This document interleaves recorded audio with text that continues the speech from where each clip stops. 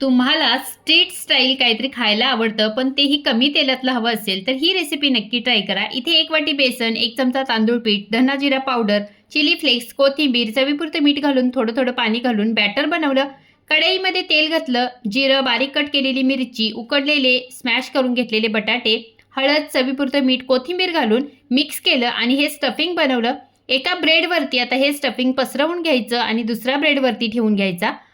पॅनमध्ये 2 मोठे चमचे तेल घातलेलं आहे. आता हा ब्रेड बेसनाच्या बॅटरमध्ये दोन्ही साईडने बुडवून पॅनमधल्या तेलामध्ये शॅलो फ्राय करून घ्यायचा. मस्त आपलं इथे हे पॅटीस बनवून तयार होतं. मी याच्यामध्ये 2 पॅटीस बनवून घेतले. 2 चमचे तेलातलं सुद्धा बरंचसं तेल बाकी राहिलेलं आहे. कमी तेलामध्ये अगदी स्ट्रीट स्टाईल हे पॅटीस होतं. तर नक्की ट्राय करा आणि रेसिपी आवडली असेल तर चॅनलला लाईक, शेअर आणि सबस्क्राईब करायला विसरू नका.